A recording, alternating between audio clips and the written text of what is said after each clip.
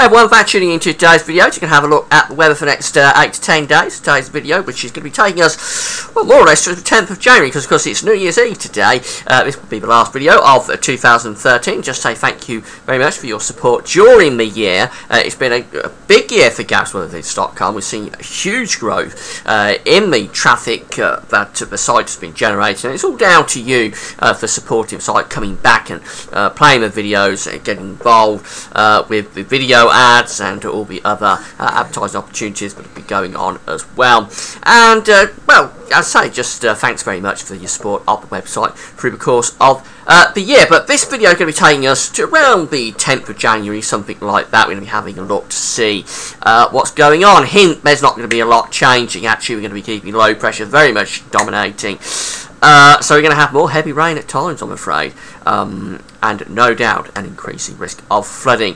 Before I get on with that though, just want to quick mention the advertising. There is video ads on my pages at GasWeatherVids.com. If you play video ad, just hit play on it. You will be supporting GasWeatherVids.com. Thanks very much for doing that. So let's start off with the 500 millibar height anomaly charts. We've got the E7WF on the left, the GFS is over on the right. Haven't used these for a little while, but there we go. Got the E7 there. GFS is over there. 500 millibars, 18,000 feet is an area in the atmosphere where we've got weather going on. We've got high pressure, low pressure being moved around by the jet stream, and essentially that is what weather is: the movement of air masses by the jet stream. And as those air masses move around and change, so the temperatures correspondingly change as well.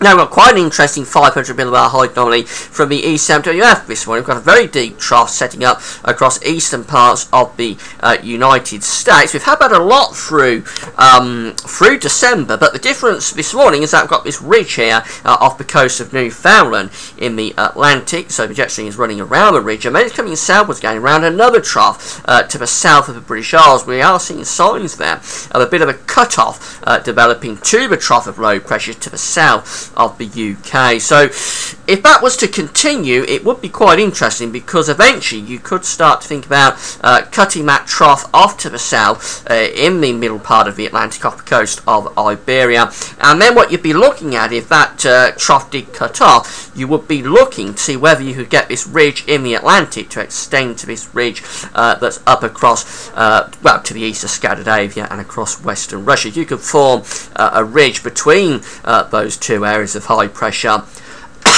Then you could start thinking about bringing down colder air from the north and the northeast, but that's very, very tentative, and I don't want you running away with the idea that it's definitely going to get cold in 8 to 10 days time, but it's just maybe the first hints. As you go towards the middle of January, things could be changing. Now the GFS is no different. It's the same pattern that we've had throughout much of December. The trough, the deep trough, is further north across the United States. It's up around Newfoundland, going down into the north of America. Consequently, the jet stream, very strong jet stream running through the Atlantic and crashing into the British Isles around that trough of low pressure that's right over the top of the country. No sign of a trough there, becoming cut off to the south as we see on the E7WF. So the GFS is very much maintaining this Atlantic driven, very strong jet stream from this very deep cold air that's over eastern parts of Canada, whereas the E7WF, as I say, is a little bit different. It has that trough a lot further south, coming right way down into southeastern parts of the states. Subtle differences, but quite important differences there between those two for 8 to 10 days time. Now, the GFS temperature ensemble show that we're going to be in the zonal Sineway for at least the next week. This is the 1st to the 7th of January just here. We go beyond the 7th of January in the second half of the chart. And the red line, of course, is where we should be at this time of year. All members of the ensemble are generally going to be above the red line for the next week, but what we notice is that we have got the cooler, warmer Sineway, so that's just associated with colder sectors, warmer sectors, colder sectors, warmer sectors, colder sectors and warmer sectors again. Very wet during this first week of January as well. Lots of rainfall spikes there. There will be an ongoing and probably increasing risk of flooding through the first week of January. Now, as we get through to the second week, I think we are seeing definite indications there that the temperatures are sliding off a little bit. We're starting to lose that zonal Sineway somewhat. And yeah, definite indications that temperatures are dipping down a little bit. Nothing there to suggest it gets particularly cold, but temperatures could just slide a little bit compared to that very mild opening week of January. Temperature anomalies for the 31st of December to 7th of January show that we're going to be above average, as is virtually the whole of Europe. Look how warm it is up over Scandinavia. Rainfall anomalies, precipitation anomalies for the next week, 31st of December to 7th of January, show that we're going to be above average with rainfall, not just across the British Isles, but across most of Western Europe as well. Very wet week coming up. So this is the GFS chart for Tuesday, a week today, 7th of January. Low pressure to the north of Scotland, strong westerly winds, lots of rain or showers coming across. Very much a continuation of the pattern as we go through to day 10, which is Friday the 10th of January. No change. We saw this on the height anomaly charts. The setup is not, it's been signalled to change by the GFS model up to the 10th of January. We keep it very flat there across the Atlantic with jet stream, low pressure to North Scotland, high pressure to south, strong westerly winds, and more heavy rain coming through at times. Now, the ECMWF, as we saw on the height anomaly, is a little bit different. So there's the chart for a week's time, Tuesday the 7th, low pressure to the North Scotland, 950 millibars, very deep area of low pressure. That low pressure eventually moves off into the North Sea as we get through to Thursday the 9th, and there's that little ridge trying to extend from the high pressure in the Atlantic, and by the time we get through to day 10, Thursday the 10th, where we're definitely trying to extend a ridge through there from the Atlantic to that area of high pressure that's sitting across Western Russia. Very, very tentative ridge, and there's the low pressure becoming cut off the coast of Portugal. Now, what's probably like to happen is that this next area of low pressure around Greenland and Iceland will just barge through that ridge and bring us back into westerly winds. But it is interesting that the ECMWF is trying to extend that ridge from the Atlantic to high pressure to the east of Scandinavia. If that was to intensify and to strengthen, then, as I say, we could maybe start thinking about somewhat colder conditions for the middle of the month. The GEM, the Canadian model, again, there's the chart for a week's time. No different, the low pressure very much dominating, strong westerly winds coming through.